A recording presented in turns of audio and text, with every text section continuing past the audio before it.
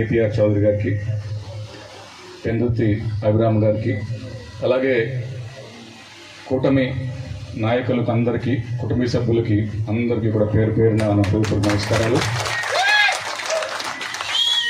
మన ప్రభుత్వం వచ్చి ఒక సంవత్సరం నెల ఎక్కువైంది, సంవత్సరం పైన.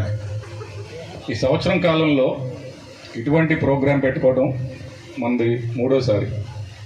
ఇదివరకే దాదాపు 52 కోట్ల రూపాయలతో అనేక కార్యక్రమాలు, అంటే రోడ్లు కానివ్వండి, డ్రైన్స్ కానివ్వండి, ఇవన్నీ కూడా శంకుస్థాపనలు చేశాం.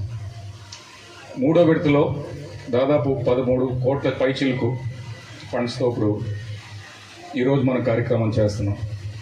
అంటే ఒక సంవత్సరంలోనే 3 సార్లు దాదాపు 60-70 కోట్ల రూపాయలతో మన నియోజకవర్గంలో అభివృద్ధి పనులు జరుగుతున్నాయి. ఇది ఒక నిరంతర ప్రక్రియ.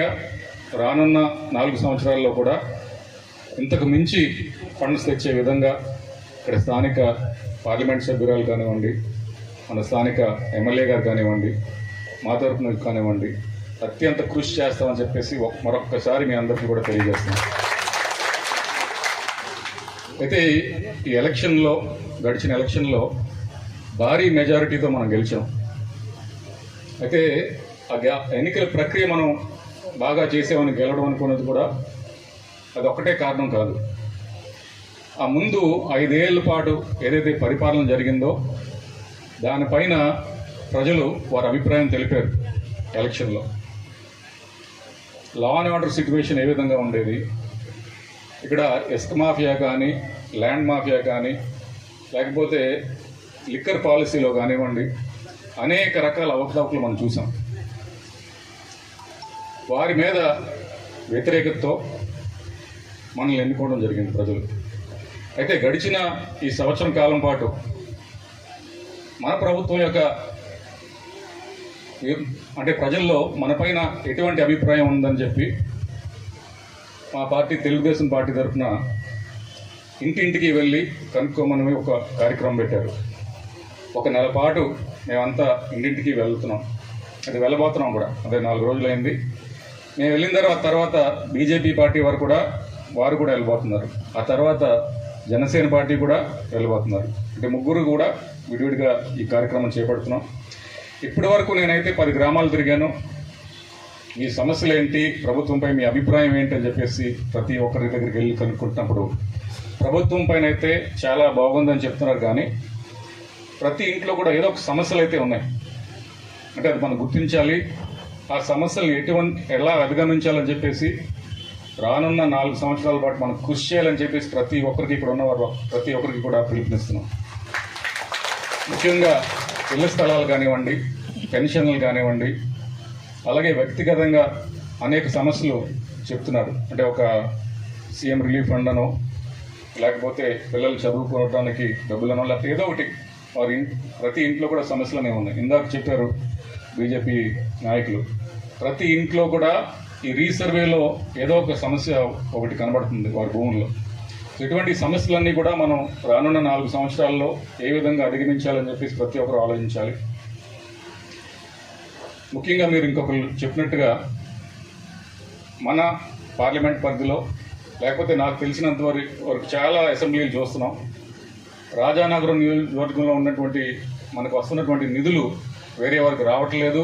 ఇది ఎమ్మెల్యే గారు, ఎంపీ గారు ఒక విషయం చెప్పేసి మనం గుర్తించాలి. ఏ స్కీమ్ తీసుకున్నా, అంటే మొన్న రైతులకి ఇవి పంచిపెట్టారు మన పరికరాలు, వాటిలో కానివ్వండి. అదేవిధంగా మన 2024లో తుఫాన్లో చాలామంది మన పంట నష్టం జరిగింది.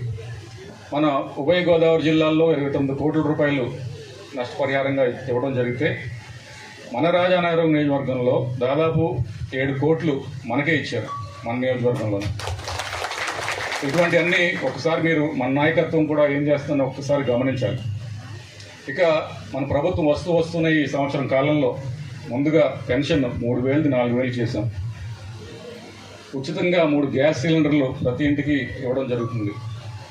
మొన్నే తల్లికి వందనం అనే స్కీమ్లో జగన్ గారు అనేవారు, మీకు పడిందా మీకు పడిందా మీకు పడిందా అని. ఆ చెప్పినట్టుగానే ప్రతి ఒక్కరికి కూడా ఎంతమంది పిల్లలు ఉంటే అంతమందికి ఇటువంటి ఇంకా ఇవన్నీ మనం చేసేసేమంటలేదు, ఇంకా చేయవలసినవి ఉన్నాయి. మన సూపర్ 6లో ఇంకొన్ని చేయవలసిన పథకాలు కూడా ఉన్నాయి, త్వరలో వస్తాయి. ఇంకా త్వరలో మన ఆగస్టు 15కి మన మహిళలందరికీ కూడా ఉచిత బస్సు సౌకర్యం రాబోతుంది. అలాగే ఎన్టీఆర్ మన రైతు భరోసా ఏదైతే ఇస్తున్నామో అది కూడా 20,000 చొప్పున మన కేంద్ర ప్రభుత్వం ఎప్పుడైతే మనకు నిధులు సమకూరుస్తుందో మనం కూడా 15,000 14,000 మన రాష్ట్ర ప్రభుత్వం నుంచి రెండు కలిపి 20,000 ఇవ్వబోతున్నాం. ఇంకో ముఖ్యమైన అంశం, ఈవేళ చేసినటువంటి కార్యక్రమాలు చాలా వరకు కూడా MNREGS నుంచి ఫండింగ్ వచ్చినవి, ఒకటేమో ఎంపీ గారు ఇచ్చినవి. సో ఇవన్నీ మనకి కేంద్రం నుంచి సహకారం ఉంది కాబట్టి ఈవేళ మనం రాష్ట్రంలో ఇవన్నీ చేయగలుగుతున్నాం. అక్కడ మోడీ గారి నేతృత్వంలో కేంద్రంలో వికసిత్ భారత్ 2047 అని చెప్పేసి ఒక విజన్తో ఆయన ముందుకు వెళ్తున్నారు. అలాగే మన రాష్ట్రంలో చంద్రబాబు నాయుడు గారు, పవన్ కళ్యాణ్ గారు వీరి నేతృత్వంలో స్వర్ణాంధ్రప్రదేశ్ విజన్ 2047 అని చెప్పేసి మనం ముందుకు వెళ్తున్నాం. అంటే మొత్తం మన దేశంలోనే ఆంధ్రప్రదేశ్ మొట్టమొదటి రాష్ట్రం వికసిత్ భారత్కి మనగా ఉన్నటువంటి స్వర్ణాంధ్ర 2047కి అనుసంధానం చేసుకుని అక్కడ ఇచ్చే ఏవైతే స్కీమ్స్ ఉంటాయో మన ప్రభుత్వంలో కూడా వాటితో అనుసంధానం చేసుకుని ముందుకు వెళ్ళే మొట్టమొదటి రాష్ట్రంగా ఆంధ్రప్రదేశ్ వచ్చిందని మొన్నే చంద్రబాబు నాయుడు గారు చెప్పడం జరిగింది. మన రాజానగరం నియోజకవర్గంలో కూడా, అంటే విజన్ అంటే మొత్తం రాష్ట్రానికే కాదండి, ఇప్పుడు మన జిల్లా వారీగా ఒక విజన్ డాక్యుమెంట్ తయారు చేస్తున్నారు. అక్కడ ఎంపీ గారు అక్కడ చైర్మన్గా ఉంటారు. మన నియోజకవర్గ స్థాయిలో ఒక విజన్ డాక్యుమెంట్ తయారు చేయబోతున్నారు. ఇక్కడ మన నియోజకవర్గంలో మన ఎమ్మెల్యే గారు దానికి చైర్మన్గా ఉండబోతున్నారు. వీరు ఒక ప్రణాళిక ప్రకారం ఇప్పుడున్నటువంటి తలసరి ఆదాయం ఏదైతే ఉందో రాజానగరం నియోజకవర్గంలో తలసరి ఆదాయం 2,19,000 అంటే 2,20,000 దాదాపు ఉంది. దీన్ని రానున్న 5 సంవత్సరాల్లో 4,40,000 ఎలా చేయాలి అని చెప్పేసి ఒక ప్రణాళిక రచించబోతున్నారు. మనం ప్రజల్లో అంటే వ్యవసాయ రంగం తీసుకోండి, ఏ పంటలు వేయాలి, ఏ విధంగా చేయాలని చెప్పేసి వారు మనకి సలహాలు సూచనలు ఇవ్వాలి. అత్యధిక ఆదాయం రైతులకు రావాలి, అలాగే ఈ ప్రాంతం కూడా బాగుపడాలి, పర్యావరణం పైన ఎటువంటి దుష్ప్రభావం ఉండకూడదని చెప్పేసి ఒక ప్రణాళిక.